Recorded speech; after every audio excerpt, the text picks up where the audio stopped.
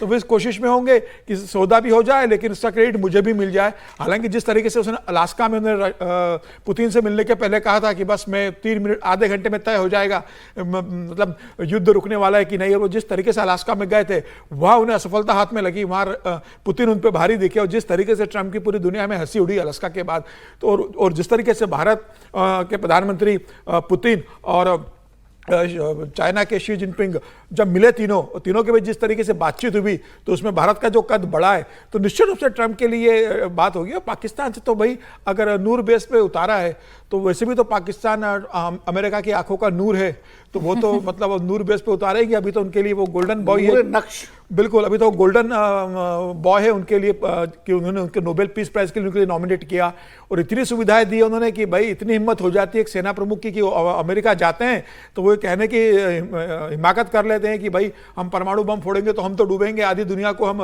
लेके डूबेंगे। तो सीधा सीधा अगर अमेरिका की धरती से अगर मुनीर इस तरीके से कहने की हिम्मत रखते हैं तो निश्चित रूप से मुनीर को इस बात का एहसास होगा कि ट्रंप मेरे पीछे, फिलहाल अमेरिका मेरे पीछे खड़ा हुआ है। लेकिन मुनीर भी इस बात को जानते हैं कि सिर्फ अमेरिका के दम पर वो चीन से पंगा नहीं ले सकते, चीन को भी उनको साथ के रखना पड़ेगा क्योंकि चीन का बहुत बड़ा इन्वेस्टमेंट पाकिस्तान के अंदर है।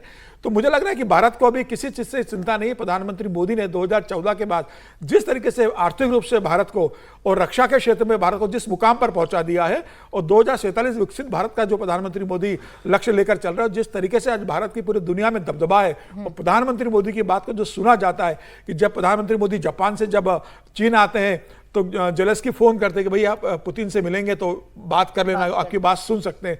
तो जब प्रधानमंत्री मोदी का इतना दबदबा है और जब पुतिन खुद कहते हैं कि भाई चीन से और भारत से ट्रंप इस तरीके से बात नहीं कर सकते, दोनों बहुत बड़े और महान देश है, तो मुझे लग रहा है कि अब भारत की ताकत दुनिया इस बात को जानती है और ट्रंप भी अब इस बात को मानने लगे कि भाई भारत को मैं जो समझ के ट्रीट कर रहा था भारत वैसा नहीं है। अब वो रिश्ते सुधारना और वापस रिश्ते पटरी पर लाने की कोशिश कर रहे हैं।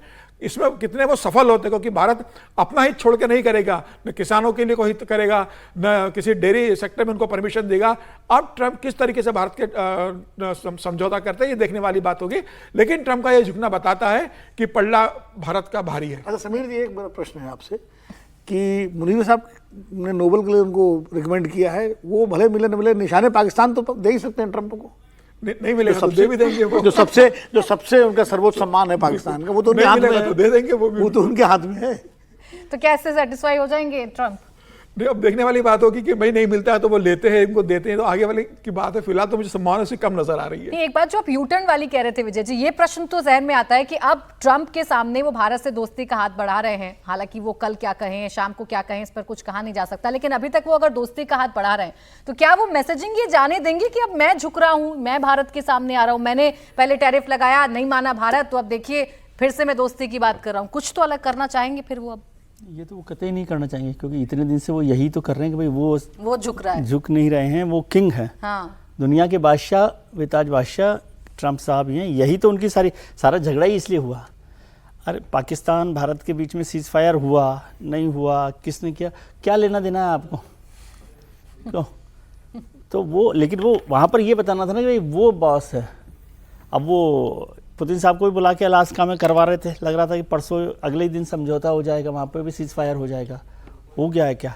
फिर एससीओ में तीनों लोग मिल लिए। पुतिन तो मिलकर आए थे अलास्का में, उसके तुरंत बाद एससीओ में चले गए, वो वहाँ भी उनके साथ मुलाकात हो गई। तो अभी वो ये कोशिश करें, वो ऐसे झुकने वाले नहीं। उनका जो पूरा पर्सनैलिटी है वो ऐसी है कि वो क्या समझते हैं कि वो दुनिया के सबसे बड़े बादशाह हैं और उनको नहीं झुकाया जा सकता। वो जो कर रहे हैं उसी हिसाब से चल रहा है। अब इसको कैसे करेंगे? फिर वो कहेंगे मैंने प्रधानमंत्री को कहा था नरेंद्र मोदी को, he is terrific man but I ask him.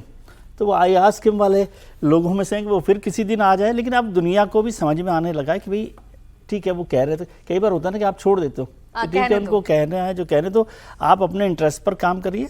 लेकिन विदेश नीति में कभी भी ये समझना, जो ट्रंप गलती कर रहे थे कि भाई वो जो चाहेंगे वो होगा, ऐसा है और हमारा कोई नुकसान नहीं होगा, ये भारत को भी नहीं समझना चाहिए कि आप समझेंगे नहीं, देखिए आप हमने ठीक कर दिया उनको।